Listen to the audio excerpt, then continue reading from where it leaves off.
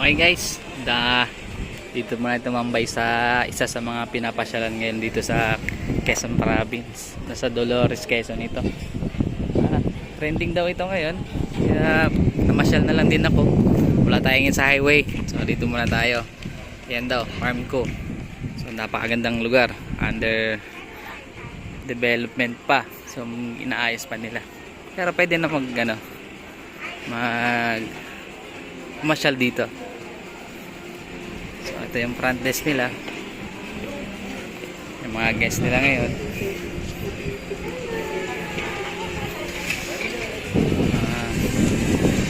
Rin nyo lang ibang YouTube din, yung mga about sa farm ko.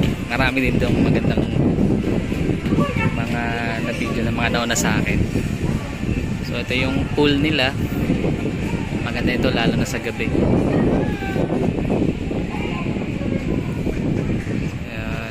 Dinidevelop pa lang naman ito. Meron na lang sila mga hotel nandito sa baba. Okay, baba tayo konti.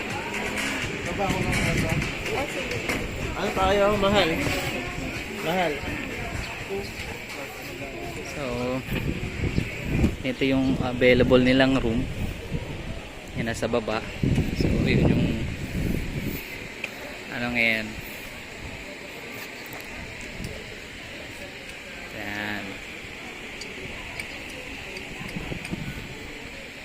Oh, ayun, sa unahan nakita nyo may mga dump truck,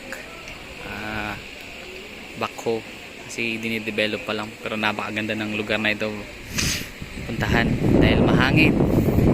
Kahit tanghalin tapat, ang hangin dito. Kaya try nyo guys, pumunta lang kayo, pasya na lang kayo dito. Meron ditong in-offer na breakfast, lunch, dinner. Sa ngayon yung kinuha namin 1,500, kasama na yung breakfast, lunch, dinner. So, yung 1,500 na yun, may kwarto na rin kayo nun.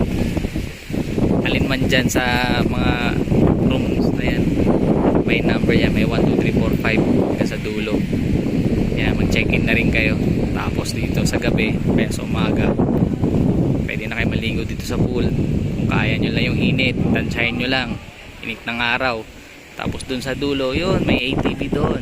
So, malawak ito guys, kasi farm ito. Tapos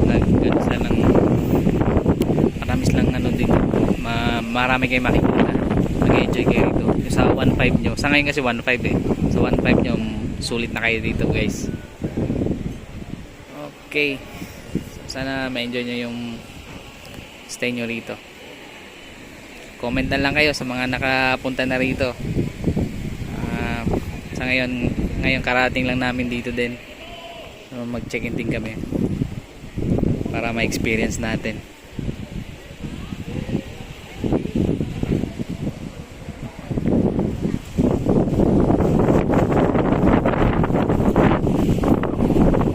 Guys, malakas yung hangin, nagalaw yung mga dahon, diba? Ganda, pag na-develop to lalong gaganda ito guys. Sa Dolores, Quezon lang ito guys, part pa rin ng Quezon Province.